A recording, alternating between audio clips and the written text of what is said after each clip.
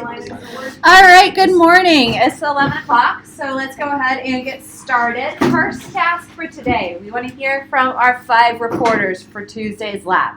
So here is how this is going to work. If you want to follow along with what each of the groups submitted, you can check those out on Blue Line. So I've put up all the submissions that I received. Reporters, when you come up to the front, what you'll do is look through this submission folder. So it's open on my desktop. Look for your name. If you ever wondered how Blue Line spits out your files, it's with those disgusting names. But look for your last name. It's the easiest way to find it. And then tell us what your group learned. Each group has 5 minutes, ideally. Certainly no more than 10. I will cut you off if you are running close to time. Who would like to go first? Naive Base would like to go first. All right, Patrick, you're up. So when you have a minute-ish left, I'll give you a 1-minute symbol. We are being recorded, so I don't know if that really affects how you record or how you do anything, but make sure you speak up so that the mic can hear you.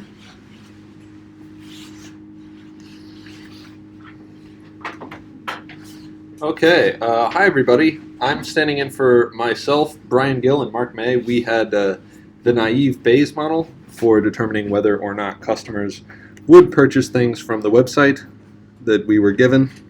So the conditions for naive Bayes, you're supposed to have well-separated classes, a small number of observations, and that's to make it better than logistic regression. So we ran a couple of basic statistics to just kind of get a lay of the land, and it turns out that 15%, 16% of the shoppers are making a purchase, and we balanced our training and test data. So we have kind of a baseline of what we're shooting for here, and we built out this model because we initially ran revenue with everything, and we had 100% on our specificity because it was labeling everything as not purchasing. So there was really a problem with that model. Obviously, we wanted to try and make it better, and so this is what we ended up doing because a lot of the data that we had seemed to be pretty multicollinear, a lot of mixed effects, things with like special day and month, and the number of times you enter the page and the number of times you switch over to another page or something like that. So we cut it down to just these 5 response variables. 4. Sorry, I don't have my glasses. I can't tell tildes from plus signs. But once we got it down to this, we had way better accuracy and a much higher kappa. So once you look at this, this is not 100% specificity, but our accuracy is much higher than it was, and our kappa suggests that the model actually does something instead of just picking high every time. So there you have it. There's our model. When we plotted out our, so here's our confusion matrix. So clearly better at the true section, which is where we were just totally blanking before, in exchange for some falses that are actually true. But again, a kappa that's pretty reasonable, much better than what we had before. So we chose to put this in here just to kind of explain our choices for variables. Page values really seem to be the big one. Exit rate, bounce rate, and special day are each kind of a percentage of that, and then after that, everything else just kind of dropped off. And honestly, special day, we were kind of on the fence about keeping as well. So here's our decision boundary. This isn't super easy to interpret. As you can see, there's a lot of just false purchases here that are correct, which is why it's mostly red. But this is basically meaningless area here, so we brought it down a little bit more into this bottom corner, and just kind of shows the actual trend here. We have a pretty good job here, but a couple of blues that should be red and a couple of reds that should be blue. But yeah, it turned out to be much better than what we had before, so we stuck with it. Okay, I think that's. Up into the reporter allowed to throw comments. Yeah. So Patrick, if you can go back to the sensitivity and specificity slide. we noticed as we were doing this that by trading basically a little bit of sensitivity, like 2 or 3 percentage points, as we chopped out various variables, we could make really large gains in specificity. So we tried to find the variable combination that pushed that as far as it could possibly go, because that was giving us higher accuracy and higher kappa values. And that 4-variable construction is the one that we ultimately landed on as the most effective. Did you have any strategy when you were kicking variables out, or was it just ad hoc? It was pretty ad hoc. We sort of looked at which variables seemed like they would be relevant, as far as like some of these variables were what type of operating system does the computer use, which we did not deem to be terribly relevant. So we were trying the ones that seemed like they would be specifically relevant to shopping tendencies. And the ones that we initially tried were the 4 actually that we ended up on, and then we sort of varied off of that. We tried a couple of other broad constructions like the administrative variables or the sort of extra variables. Neither of those did much of anything for us, and we ended up with special day plus the Google Analytics variables as our final setup as the most effective. All right, thanks guys. This is your laptop. I know it is. Yes, please don't take my laptop back with you. Any questions for the naive Bayes folks? Okay, who wants to report out next?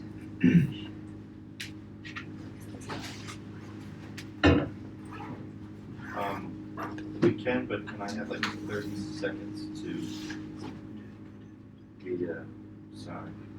grab a quick image that will supplement our presentation? Going once, going twice, or I get out the random number generator? We can go. Okay. So if you can use the file that's on my laptop, Oh, okay. again, because we've got people that are Skyping in or YouTubing in. Thank you. Okay, got it. All right. So we were the quadratic discriminant analysis group. So we basically figured out that the proportion of shoppers who made a purchase was around 15% of the total online shoppers. And then we continued to build our model, but before that we made sure that we had like the right variables. And this was kind of like where we encountered like a lot of bias probably in her model, because we had to take out a lot of the variables that had way too many classes.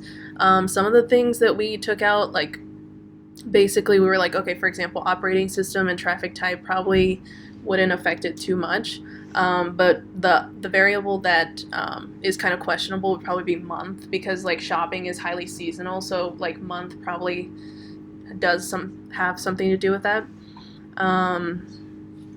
So then we created our model, and we got like an 83% accuracy, which is like fairly okay, but then you look at the kappa, and so it's around 42%. And how we like interpret the kappa we've gone over, which is like kind of subjective.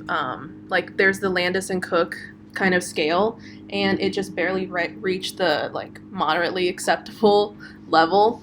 And basically if you look at our confusion matrix, it would suggest that it's not that great, even though the scale told us that it was like moderately acceptable, because it predicted a lot of like true negatives, which is great, but ultimately we wanted to predict the true positives, because we wanted to know when the shoppers made a purchase, not when they didn't make a purchase.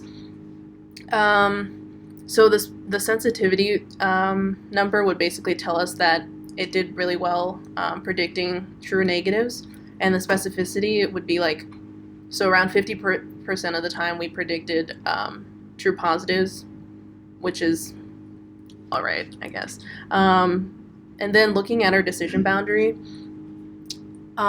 it seems like our model would do better than like an LDA, because of the number of variables and how there aren't like clearly defined lines of where the points kind of end up. But it would probably do better with something like a K nearest neighbor, where it would use like a non-parametric function. So, yeah. Any questions? All right, thanks, QDA folks. Go. Oh no, I can't plug this in. Oh no. No, you can't. Alright, well, it has our. Okay. Do you need to submit it? Hmm? You can submit it to Blue Line and I can download it. Okay, it's just our. It's just our confusion matrix. It's like Then a. just explain it to us. Okay, alright, sounds good. Alright, where am I going here? To downloads. I don't know how to work a Mac. There it is. Aha. Aha. Alright, we're the linear discriminant analysis group. My name is Jake. Shelby is right there. Andrew's not here because he's in physics. So Say hi to Andrew on YouTube. hi, Andrew on YouTube. So as everybody has shown before, we can see that the proportion of people who did buy something while shopping online is about 15% for the whole data set. We decided to use a balanced split, so we're just kind of assuming that, you know, algorithmically the training and testing data sets maintain this proportion as well. So to determine which variables we're going to be included in our model, instead of just kind of doing trial and error, we thought that we would run a logistic regression to sort of get an idea of which of these variables were significant. And we did have a few pop out that were significant to less than a 0.1% to a, I don't know if I'm saying that right, but you know what I mean, 3 stars. So not including the intercept, we used product-related duration, exit rates, page values, and the month being December. We have to include special day, obviously, due to the parameters of the problem. But so these 4 plus special day were the variables we decided to use. That is reflected in our model right here. So we made the revenue as a factor, obviously, as you have to do, specified our model's method, and here we go. We have a pretty decent accuracy rate, but like a less than respectable kappa. So we're kind of like overall the model's doing all right, but like note that this is sort of similar to just like the division in the proportions anyway. So this is sort of just like if it were to assume one class for everything, it would be 87% accurate roughly. We could do better, obviously. Here are the results from our final model.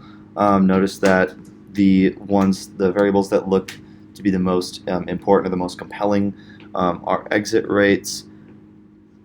Yeah, that's about it. Everything else is pretty close to 0, and we're not seeing as great of differences in means. Well, I guess page values, there's a pretty difference. There's a pretty stark difference in group means there, but for whatever reason, it didn't reflect that down here. So, like we said, accuracy, we mean kappa in this case, is not necessarily as compelling as we would like it to be. And then we noticed back up here, sorry, I forgot to mention this, the month being December, because obviously capitalism's favorite holiday, Christmas, everyone's shopping online. So we held, when we were deciding how to hold our variables constant for the non-axis variables, we decided the month should be December because that made the most sense, and then holding the other ones to their median. So our decision boundary looks something like this. So as we can see, really there's almost no differentiation on the decision boundary being made for special day. It almost all entirely has to do with product-related duration.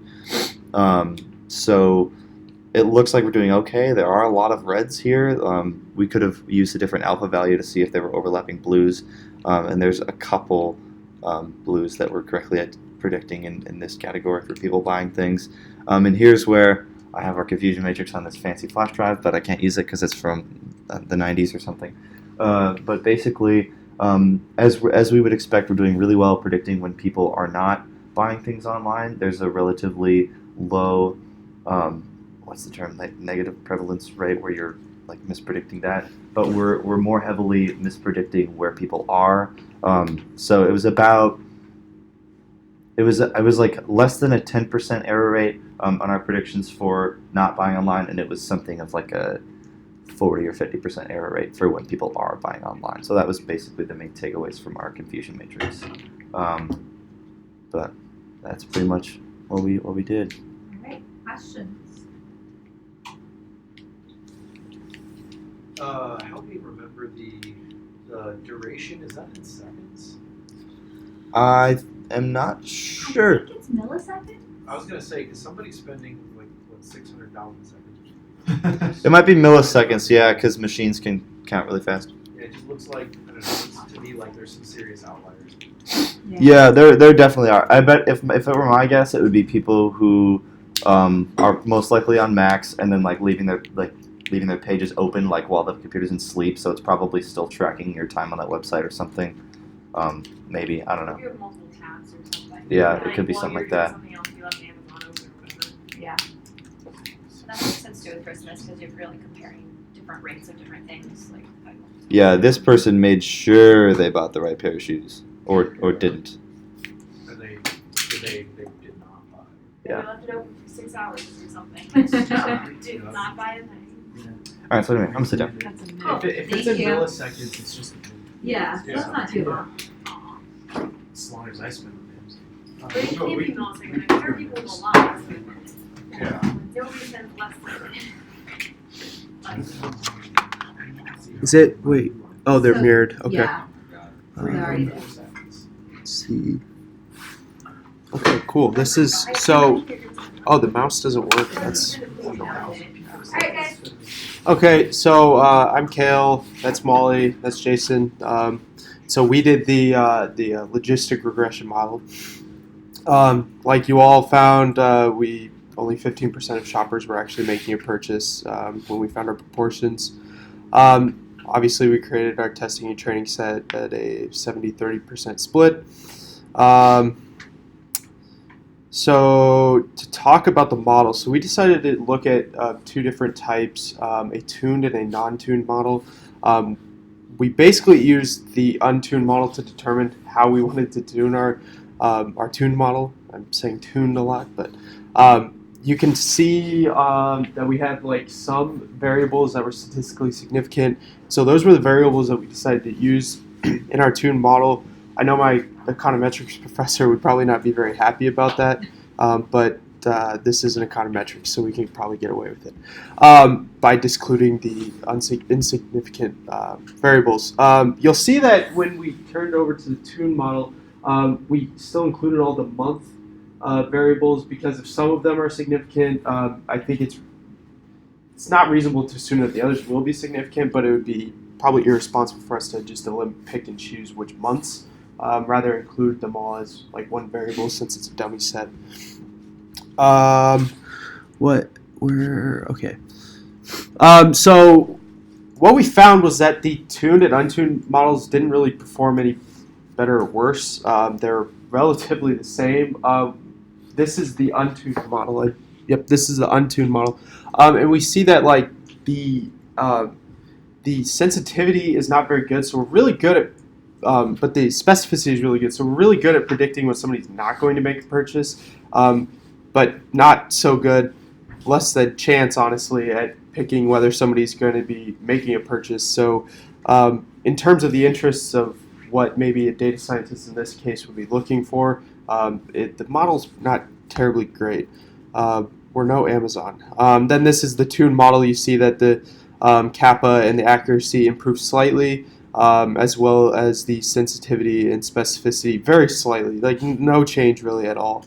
And this can kind of be example or be visualized obviously in our decision boundary.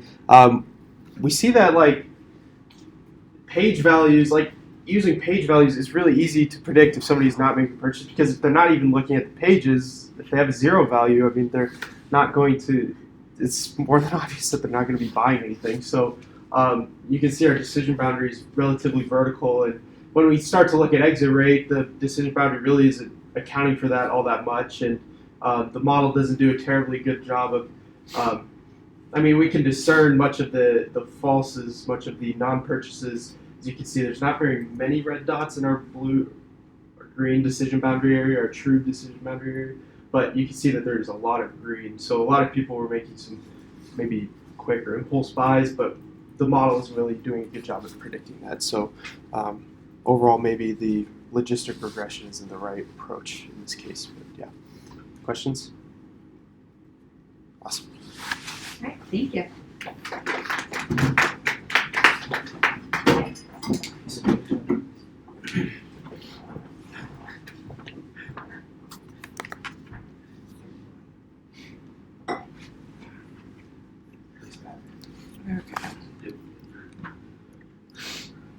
Okay, so we had K-nearest neighbors. So starting off with it, we just went through and we ended up. So first of all, we had just doing our summary stats to get the mean median, and also getting that it was 15% of the shoppers made a purchase.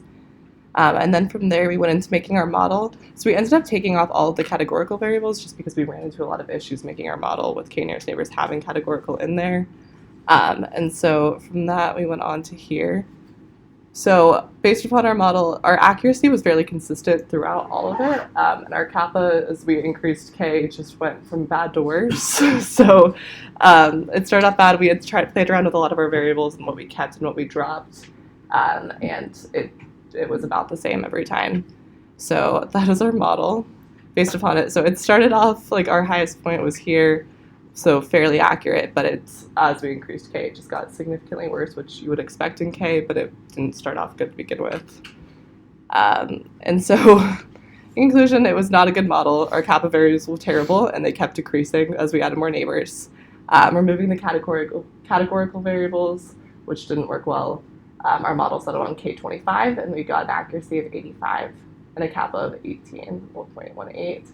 And conclude the K-nearest neighbors method is not appropriate for this data prediction. So basically all that we learned is that this was not a good model to choose for this data set. This is with our K-nearest neighbors of K equals 25 on the training data set with our predicted and our accurate results. And this is our confusion matrix. So yeah, I don't know what to add on that. And then the true negative rate is 99.54%, which is good, and the true negative is 13%. So we can definitely conclude that the K-nearest neighbors method does not work on this data set. And that is all. Any questions? All right, thank you.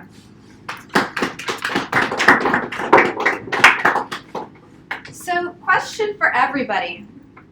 Were any of you confident enough that if you were out working as a data scientist or machine learning engineer, would you recommend putting your model into production? Well, I have a PhD by that point, so I don't know. I don't think any of them were that great. I mean, No. not like commercial great. Yeah. Question to your question. How many variables does Amazon have? And is it all totally irrelevant? Is it all totally irrelevant because they have so much more data that they can afford to? I think So answer to your question is that Amazon has more data than you can even think of. yeah. Yeah. But so if they actually use all of that, by the time they get a result from a process or an algorithm that they're running, a model they're running, by the time they get a result 32 days later, it's gonna all change. It depends how good a computer you've got. So it depends on how good a computer you have. It depends on the type of models that they're using. So they're probably using Bayesian models. So they're not rerunning it every time. They probably have trained their model and then are just essentially testing or making predictions for customers one by one. They're not re-optimizing their model continuously. Kayla, I saw your hand I first. think Yeah. that for our model, we had, if we're relying on sensitivity and our positive was true, they made a purchase, so our sensitivity was around 43%.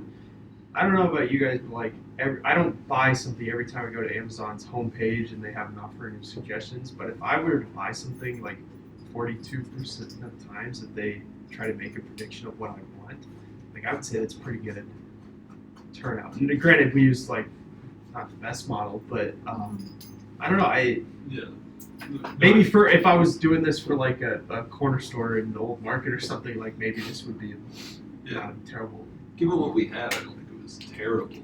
Mark, I saw your hand first, and then Josh. Yeah, I think in terms of commercially viable, I don't maybe know why a business would be interested in this specific question, because how do you turn any of the information that we've generated here into action? I think that the more relevant question would be something along the lines of what an Amazon would do. What products do we recommend? How do we get you to a thing that you want to buy? Not so much like how do we know, broadly speaking, do you show up on our website and buy something? Mhm. I feel like maybe it was a question poorly asked if we're trying to turn it into actionable business information. Josh. I think that, like, looking at the results of all of our models and like kind of having had a chance to look at the data set, it feels to me like this data is in some serious need of like feature engineering and selection. Like, Yeah. I would say that like our problem seems to be like it's our data for what we're trying to do with it. So that is a really good question. I mean, look at the variables that we've got in this data. So we've got a lot of zeros. We have categorical data. We have browser stored as a numerical factor. I don't know what these numbers are. We have region stored as a numerical factor. We don't know what these are.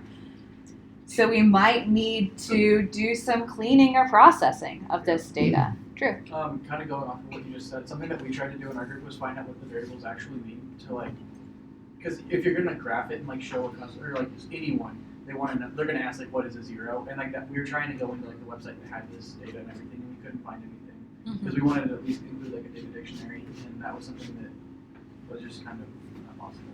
Yeah, so with this data set, unfortunately, the information that is available is pretty limited. So this data came from the UC Irvine Machine Learning repository. There's an article that goes along with it that has some of these descriptions, but not all of them. So there's still some questions about this data in general. But this is a good example to play around with and see when models might do better or when they might perform worse. Josh. I feel like I have to ask the question. Yeah. What model did they land on for this data? You know, I don't actually know, but we can find out. So this is the UC Irvine Machine Learning Repository. So this data was retail data. It's not this one.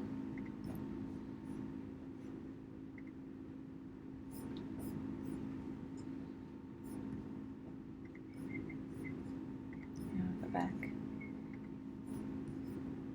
Here's an easier way to do it. I think there's actually a link here.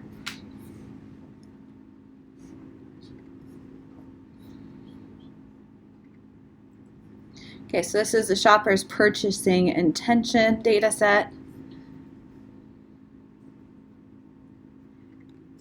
Here's the article that goes along with it. We'll see if this works. You just have to copy. It's like, to get back to Mark's point as well, I feel like you could probably learn some things that are relevant from, whether somebody visiting certain parts of your website is going to, end up in some sort of a purchasing or transaction situation. Because it can help you determine like where you want to dump resources into your website, whether your marketing team is doing a good job here or there. Like, I think there are some relevant questions there, but it's interesting to see. So looking at the original paper, it looks like they're using random forest models, support vector machine models, multi-layer perceptrons, so neural networks with this data. We'll actually come back to it in a later lab once we've covered these topics and pre-processing data and see if we can do a little better than we did before. Other questions or comments to wrap up our discussion? Yeah. When you're doing this, like for an actual project, will you have bigger data sets? Probably. Yep, so if you're doing this for a real data set, you probably will have, or a real company, you'll certainly have bigger data sets. Research, it depends on the context. We're always limited by what we can do in class. Yeah. If you are consulting on a data set like this, would you be able to reach out to the company and be like, hey, for the question that you're asking me, this data doesn't give me much. Like, is there more that you've got or anything like that? Or It depends. So some companies are able to collect more data. Others, things like Google Analytics, for example, you're limited with the information that's spit out and provided. So it depends. If the data is cheap to obtain, yes. If the data is coming from hours and hours of gene assays, probably can't get more. Okay. So what I wanted to do for the rest of class today is go over some questions that have kind of been popping up over machine learning models, specifically classification models, since that is where we've been at so far. I apologize in advance for not getting corresponding student slides up until this morning, but in my defense, I didn't have my slides done until this morning either, so it is what it is, but they're here, classification recap, if you want to follow along with a handout version of those. So the models that we've talked about so far, we've talked about logistic regression, naive Bayes classifiers, linear discriminant analysis, quadratic discriminant analysis, and then k-nearest neighbors with two flavors. K-nearest neighbors using just simple Euclidean right angle distance, and then k-nearest neighbors with Minkowski distance. We defined Minkowski distance, but didn't really talk much about what that looked like, so I want to talk about that today. I also want to talk a little bit about the evaluation of classification models. So again, we've got 5 sort of metrics that we've been relying on. We've been looking at accuracy and kappa, both of the training and testing data, confusion matrix, sensitivity, specificity. We talked a little bit about ROC curves, didn't really do much with them, so I want to show you guys some examples with those ROC curves as well. And I also want to talk about your first homework assignment today and what came out of that, because that was kind of fun. So here's the outline. We'll talk a little bit about Minkowski distance. We'll look at 2 case studies, one of them being the homework 1 problem, the Pima Indians database. We'll talk about visualizing 2x2 confusion matrices, how you can get a little bit more pizzazz out of those ROC curves, and if there's time, sensitivity of accuracy, but I don't know that we'll get there.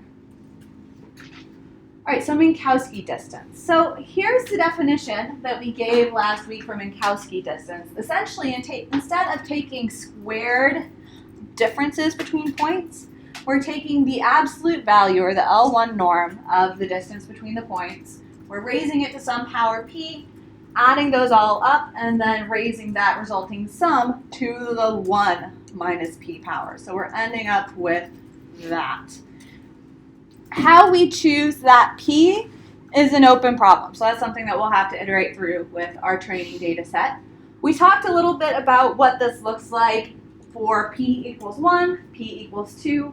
I want to talk about how you would investigate or answer how this looks for p not equal to 1 or 2, beyond just Googling it, which you obviously can do. So here's the basic strategy that we're going to do. We're going to try to set up a grid of points, calculate distances between those grids of points, and then see whether or not they're within a specific Minkowski distance. So we're going to plot Minkowski with distance windows. So essentially what I'm going to do is set up a range of values x and y, and I'm going to set these up around the origin. So I'm going to plot Minkowski distances from 0, 0 in 2-dimensional space. So we've got our sequence of x, sequence of y. Anytime you're writing code just to get a feel for how things work, start with a small number of observations. So here I'm starting with just a 10 by 10 grid, just to get something that works. So I have a 10 by 10 grid of x and y, so 100 points. I'm going to add using the row bind command, so I'm going to add another row to this. The other row, or the extra row that I'm going to add on top, is my origin 0, 0. So I'm going to calculate all of the distances to that point. The way that I'm going to do this is by using a command called dist. So in R, dist calculates distance. There are lots of different distance metrics that you can ask for, Minkowski being one of them. Here I've chosen Minkowski with p equals 2, so Euclidean distance. I'm saving this result as a matrix. So what ends up happening is you get an n by n. So here we have a 101 by 101 matrix of pairwise distances. So we have the distance between point 1 and itself, point 1 and point 2, point 1 and point 3, point 1 and point 4, all the way down each column. The reason I chose to set this up like I did is because my first distance is the origin. That was the point I wanted to calculate all of those distances to. So really all I need to save of this distance matrix is just the first column, because that's the distance of every other point to the origin. Questions so far? Okay. So then I added that first column from the distance matrix to my grid, and I'm calling this Mink_2 for Minkowski 2. I'm adding a new variable here called less than, or less 1, 2. So if Minkowski distance with p equals 2 is less than 1, I'm going to give that a 1, otherwise a 0. So essentially what we're doing is shading this grid according to whether or not each of these boxes or each of these points are within 1 unit of Minkowski distance. Now I chose to use p equals 2 when I started this because I knew what that should look like. It should be just a circle. Here we've got a 10 by 10 grid, so it's not exactly circular, but it's not bad either. We're getting there. If we use a finer grid, say a 100 by 100 grid, which takes a little bit of time, not much, I think this took about a minute altogether, see that Minkowski p equals 2 is a circle. Here's some other Minkowski distances. So ignore the titles because not all of these are less than 1. So this is Minkowski p equals 2, circle. Minkowski p equals 1, we've got a diamond sort of turned on the axis. As Minkowski distance expands greater than 1, we sort of expand out to a curved cube. So this is what it looks like when p is equal to 5. When Minkowski distance is less than 1, our distance window kind of zooms in. So when would something like this be useful? Well, these points are pretty similar, for example, on y, pretty similar on x, but very different on y. So if you think you have observations that are going to be in a similar class that are similar on one specific feature, but not on others, maybe that's a distance metric that you might consider over Euclidean distance. Again, if you want to have sort of a wider bound, you might use a greater p for your Minkowski distance. Yeah? We're doing distance from origin, right? Yeah, so these are all distance from the origin. So blue points are within 1 unit distance from the origin. Gray points are outside of that bound. So I guess I don't understand how we get this last. How are all those distances the same from the origin? So they're the same if p is 1/3 in the Minkowski distance definition. So they're not all the same. Let me rephrase that. They're all within 1 unit distance. All of these are within 1 unit distance, but this isn't plotting the actual distance because we wanted to know what that 1 unit would look like. Other questions?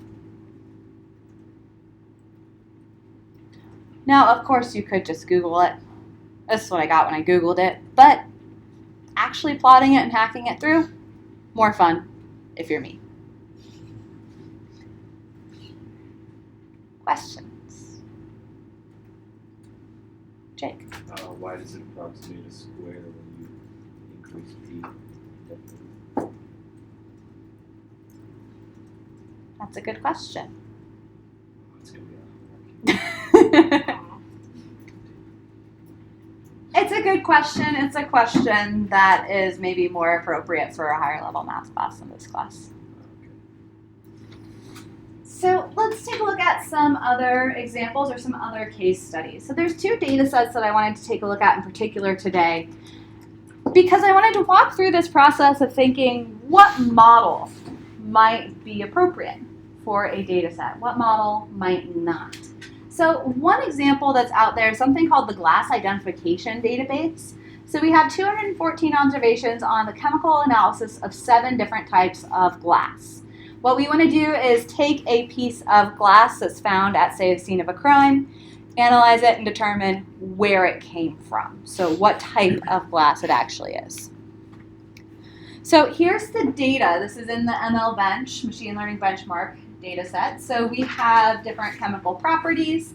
We have Ri, Na, Mg, and so on. So different elements that are present. Then we have the type of glass. So we have 214 observations. We have 9 variables, 9 feature variables to predict. And we have 6 classes that we need to predict to. There are 6 types of glass in this data set. There's 1, 2, 3, 5, 6, 7. No force. So are there any methods that we can rule out at this point? Logistic. Why logistic? Because we have 1 to 2. Yep, so we could rule logistic out. We could use logistic regression to predict type 1 versus everything else, type 2 versus everything else. But beyond that, logistic regression doesn't really get us anywhere. Any other methods that we might not consider?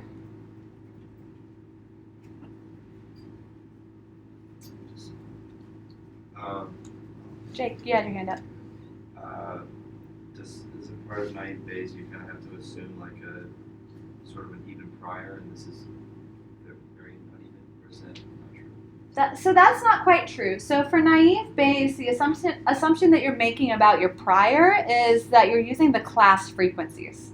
They don't necessarily have to be equal. Some of the data sets that we looked at, like the iris one, happen to be equal.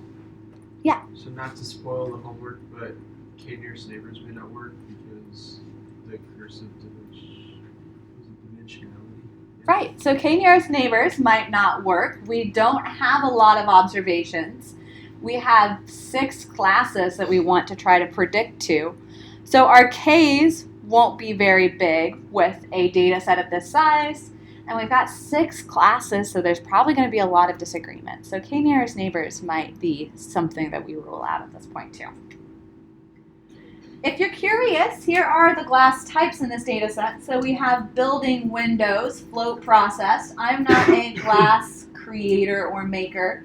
Closest I ever got was a tour of the Waterford Crystal Factory, so I know what none of this means other than I know buildings and vehicles and containers.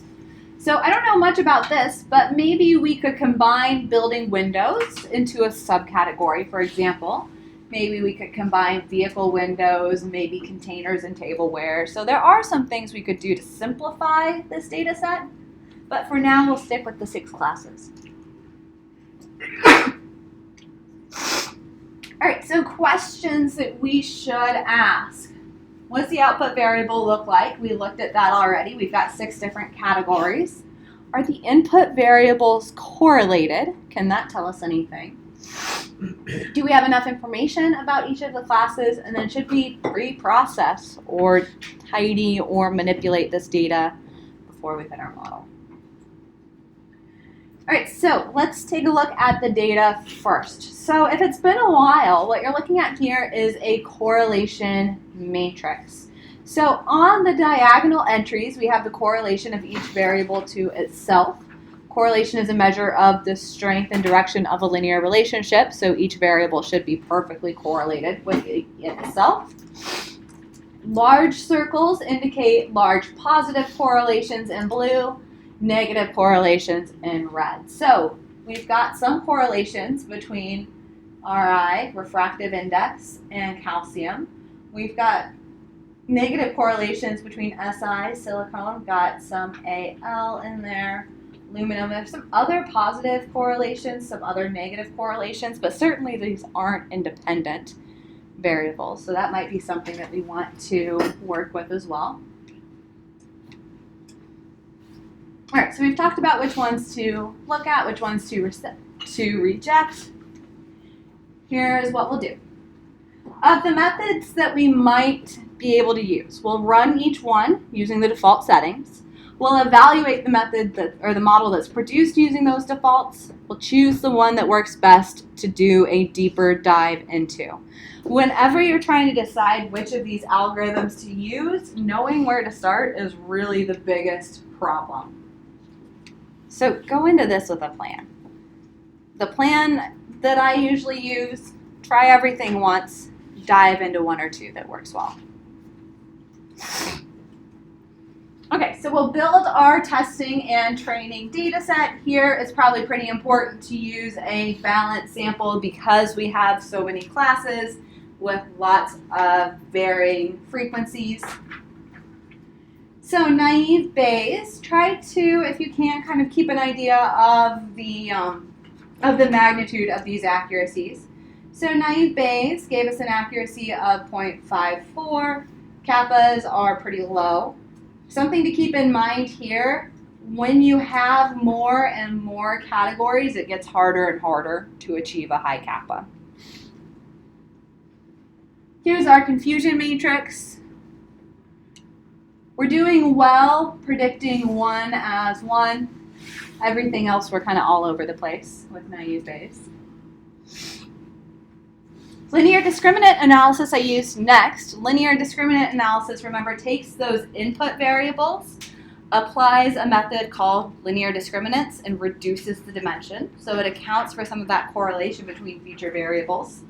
We see that highlighted by some higher accuracies and kappas. So that's good. We're improving with this linear discriminant. So maybe 5 dimensions might be something we use. We've lost some accuracy with this 1-to-1, but we're getting a few more values on the diagonal, so that's good. Quadratic discriminant, we have a problem. Based on these error messages, what do you think the problem is? Drew? There's not enough observations in this group class. Yep, there's not enough observations in each group. Some groups are too small for QDA. So we just don't have enough data for some of the classes. So we'll go to K nearest neighbors. Even though we had some concerns about it, doesn't look like it's doing that poorly. Our K's are small. Remember, by default, we're doing 5, 7, and 9. Maybe if we have a bigger K, we'll improve. Confusion matrix looks about the same. So then the last thing that I did was use K nearest neighbors plus with that Minkowski distance. So I'm allowing that distance parameter to take on integers from 1 to 4. Again, just getting an idea of what's going to work well with this data set. And hey, it looks like maybe Minkowski distance might be helping us out here. Specifically, Minkowski distance with p equals 1. So we're doing absolute value distances there. Looks like it's got a bit higher accuracy. Confusion matrix looks better than most of them we've seen. We've got more elements on the diagonals. Still some stragglers out here, but we're trying to predict memberships with 1 or 2 entries in each class. So that's a difficult problem no matter what we're looking at. One thing you can do to get a better idea of how well your model is working is to plot each model. So each model that's fit in caret, if the parameters are changing, you can just request a plot, so write plot model, and you'll get something out that summarizes each of these. So these are for the 4 models that we fit. So we've got distribution type in naive Bayes. All of these I've scaled to be on the same axes as well. So these are all 0, 1. Discriminant functions, K nearest neighbors, and then K nearest neighbors with Minkowski distance. Here we should be seeing 5, 7, 9, so 3 different lines. We're not. It's because if we look at this table a little bit closer, all of those lines are actually plotted over. So the accuracy is the same no matter which number of neighbors we're choosing. So it looks like highest accuracy is happening here. So 9 or 5 or 7. I would probably choose 5 for computational simplicity.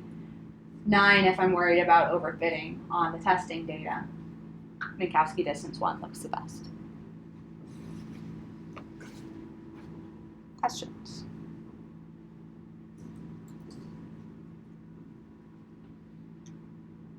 Okay. Now there might be a problem though. And this is a problem that some of you have picked up on with previous data sets. Look at the values that we're getting for each of these. So RI, for example, refractive index, goes from 1.51 to 1.534. Not a lot of differences, which makes sense. These are all various glass pieces. We've got some difference in the magnitude of each of these elements that are present. If we calculate distances without adjusting for magnitude, we might have a problem. Artificially, any points are going to appear very close on refractive index, very far on things like iron or potassium, just by nature of the units. So, what do? Scale all observations, try again. There's typically two ways to do this. I'm not going to show you all of the analyses, but I will show you what the scaling process looks like. So, this isn't the easiest way to program this in. There are functions that we'll use to help us process the data, but this does show you sort of how the calculation is happening. So first option is to scale using z-scores. So z-score, we just take each variable, subtract the mean of that variable, divide by the standard deviation. So all of our transformed variables will have mean 0. They'll all have standard deviation 1. So that's one method for scaling. Another method is to scale things according to their range. So we might take the range of each of these, so the maximum minus the minimum, and then subtract each of these, so the observed value minus the minimum divided by the range. I made a mistake in this code. Does anyone see where the mistake happened? You subtracted off the wrong glass data set. Yep, so I subtracted off the row and glass data set. These should be values between 0 and 1. Now, you might be asking yourself, Dr. SM, why can't I just use a range function in R? There's a min, there's a max. Shouldn't there be a range function? There is, but it doesn't do what you think it does. So the range function doesn't calculate the range of a variable. It spits out the minimum and the maximum. So it actually gives you two values based on the vector data that you input. So here's kind of a play example. So say we have an NA, integers from 1 to 3, and then negative 1, 0, and 1 divided by 0. Should evaluate to NA, 1, 2, 3, negative infinity, positive infinity, infinity. The range is actually NA to NA. So those NAs trump the min and max calculation. If we remove those NAs, the minimum is negative infinity, maximum is positive infinity. If we only look at finite numbers, range still gives us 1 and 3. So it's not actually the range of the data set. Yeah. And that returns that back as like a vector array? Yep. So then could you subset that vector array and grab one value if you wanted to? Absolutely. So I could do range 2 minus range 1. Okay. So that would work. So what do you think will happen to the results? So I'm going to do this off slide. I'm going to scale the data using z-scores. I'm going to scale it from 0 to 1. And we're going to take a look at the results. Take a few minutes and discuss with a neighbor about what you expect to see.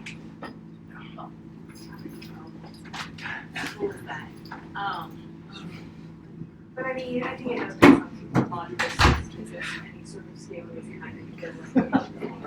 I like 0 to 1. I think Probably all look on scaling You is see, I'm a big fan of one of these scores because not only do you scale, but you also set ratio of like That's but like- yeah, you can pretty much what you can set. where technically for Nearest your neighbors neighbors is is gonna gonna get get better. It's not like any of them would be Zero to one. What do you mean? Maybe for specific cases, have you affected a certain point, yeah. So are you expecting to see an improvement or no improvement? Expect to see an improvement. Okay, improvement's good. I would expect to see an improvement too. So disregard that 0, 1 column because remember, I messed up. I messed up off slide too because all of this is compiling in the background. So 0, 1, that's not accurate. But we can compare no scaling in green to z-scores in blue. Sometimes it was an improvement, sometimes it wasn't, sometimes it performed about the same. So maybe scaling didn't help as much as we think. Or maybe some functions are doing it in the background. So for example, linear discriminant analysis, look how for all of these, there's no difference. Linear discriminant analysis is already rescaling the input variables by calculating those discriminants. So we shouldn't expect to see much change there. K-nearest neighbors, though, we get some bouncing in terms of the testing, training, accuracy, and kappa. So it can make a bit of a difference. Now this data set isn't the most extreme example. One example that this would have an obvious positive effect on might be predicting housing sale prices. So for example, Zillow's algorithm is predicting the sales price. If you're looking at things like lot square footage versus number of bedrooms, those are on wildly different scales. So that might make a difference. Okay, so let's talk about your homework data set. So this is now homework 1. I asked you to use 2 methods, so logistic regression and naive Bayes, to classify whether or not a member of the Pima tribe had diabetes. Before we look at what you guys decided for the best model, I do want to point out that if you go back to an assignment, after it's been graded, I'm posting solutions with caveats. Your solutions will probably be different than mine in terms of the numbers that you're getting. They should be on the same sort of scale as the ones that I'm getting, but unless you use the same seed number on my computer and the exact same code, the numbers aren't going to match exactly. But it'll give you an example of how you might approach some of these problems. So, I asked you to decide which model worked the best. Here's what you said. 8 said logistic regression. 7 said naive Bayes. If I were to build a binomial distribution with p equals 0.5, that, for example, logistic regression would win, this is exactly what would happen just by random chance. So there's no clear winner based on what you did. Why? Because you're like an opinion man. Well, it depends. So you all used some metrics from the output. Some of you used different metrics, but you all used some support, so it wasn't purely an opinion. Yeah, Mark. If I remember correctly, they were really, really close. And part of that is going to depend on how things were randomized, but like if they are that close in basically all the important metrics that we were using to make the decision, then it really is going to come down to 1, how did your variables get allocated based on your randomization, and 2, basically just like what are you using to make the decision. Mm-hmm. They were all really close. Yeah, Josh. Correct me if I'm wrong. I might be remembering the wrong assignment because they're all butting into each other at this point. But was this a case where they were both so close that you're like, let's just pick the simpler model? For some people, yeah. And that was kind of the thought process that I think that might have been the one that I used, was like, if it's this close, I'm just going to pick the simpler model. Yeah. So for many of the assignments that I looked at, the accuracy between the 2 models differed by less than 1%. So they were very close. Which method was really best? I don't know. It depends. It was loaded. That's going to happen a lot. So it's okay if your best model on an assignment or in class is different from someone else's. Look for ways to support the choice or justify it. Okay, so we've got about 15 minutes left. I do want to discuss ROC curves a little bit more because I don't think that I adequately explained what is being plotted on the curve. So think about just a basic binary classifier. So given a predicted probability P, how do we get from that probability of class membership to actually class membership? One solution is to just say, hey, if P is greater than 0.5, predict class A. If P is less than 0.5, predict class B.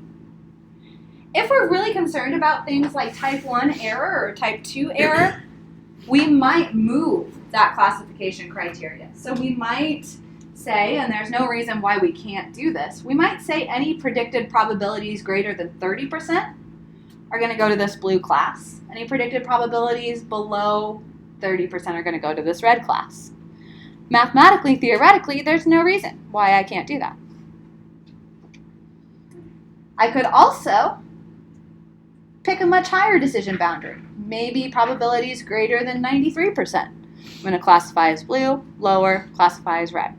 Again, no reason why we can't do that. In fact, moving this P might actually improve the model, moving the probability cutoff. Those ROC curves help us visualize where the model performance is going to be for different values of P. So that's really what we're trying to encapsulate here. So let D be some number between 0 and 1, and that's going to be my decision boundary point. That's going to be where I drop this purple line. If D is near 1, what do we expect our ideal error rates to look like? Well, if D is near 1, we're going to predict a lot of reds, so we'll get all of those right, but we'll misclassify a lot of the true blues. If D is near 0, we'll misclassify a lot of the blues, but if D is over here, we'll get all these blues right, but we'll misclassify the reds, depending on where we move this. If D is about 0.5, we would expect to see, or we'd want to see high sensitivity and specificity for both. We would want to be fairly correct for both. We would expect some error on each of those rates. That is actually what's being plotted by this curve. So the colors here represent the value that we're using for our decision boundaries. So these are the probability cutoffs. For each of these probability cutoffs, we calculate the false positive rate and the true positive rate and draw a dot. We move that D cutoff, recalculate true positive and false positives, and that's actually our curve. So that's what an ROC curve is representing. We want this to go, so if our D is 1, we want to have a really low false positive rate. It's okay if this true positive rate is low. But as D is increasing, we want to get as close to this as we can. So ideal ROC, or area under this curve, is 1. Model that's closest to that is probably preferred. Jake? This sort of vaguely reminds me of a power curve. Am I confused, or is there some grounding in that? Is that sort of similar? So power curve in what sense? 562. So power of a hypothesis test? Sure. Yes, these are very similar. Okay. Yep. So here is the power curve for naive, or power curve, ROC curve. ROC curve for naive Bayes, ROC curve for logistic regression. Here there's some differences. You can see where, if I drop the decision boundary in certain places, where the models start to disagree. This is what you should expect to see. So here, and here, there shouldn't be much difference between the models that you're comparing. In the middle of this ROC curve, this is where you're moving that decision boundary around 0.1, so especially in this green to yellow area, that's where you're going to see your models disagree. Yeah? So if we're picking between these two in this particular case, would the sort of bowed-in nature of the naive Bayes ROC curve indicate that model is having a tougher time, or just that if the decision boundary is those values, then that would be bad? So just in that area, it might be having a tougher time. In general, area under the curve is what practitioners will use. Why are there steps in these curves?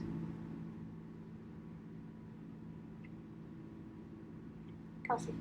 Well, it's actually like setting a value, gathering data, which means it has to be to some degree discrete to prevent crazy amounts of computation time. It probably picks things that are like small enough that you can definitely see the curve, but big enough that it doesn't have to manage every possible point. Right, so those true positive, true negative rates, they're going to be discrete just based on the size of your testing data set. This particular data set wasn't that big to begin with. Yeah. So as you like move your p, like or the probability across the spectrum, you'll at a certain point you'll cross over a false or some observation, and when you change its classification, then it's going to make a discrete change in the, or not discrete, but a unit or some kind of change specific to that point. It's not going to be smooth. Exactly. So this is where we're passing different points in our training or in our testing data. Exactly. Okay. So the last thing I want to show you how to do is a visualization of that confusion matrix. So sometimes those 2x2 tables or however many tables don't tell the whole story. We like visuals. So something like a four-fold plot is a good example. Oh, why are they not rendering? That's disappointing. They should be in your notes. Here, I got it. I can see it. You want to hold them up? I got them. They look like this. They are pretty. They don't have color on Definitely better than printing out tables. They're in here. them. Oh, that is neat. Ours tables. Wow, they're there. This is great. So this is what's called a four-fold plot. So we have wedges here that are corresponding to the number of observations in the confusion matrix. We're also including those original values. Any guesses what these circles are?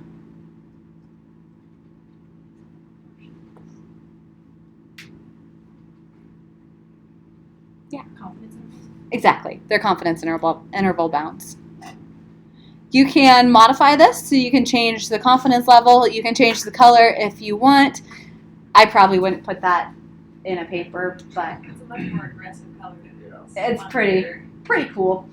Change the confidence level to 0.1 here, so much narrower. So we will stop here because Josh is giving a conference talk next week and wanted to practice on some guinea pigs. So congratulations, guinea pigs. We're going to give him a couple minutes to practice. So I had to take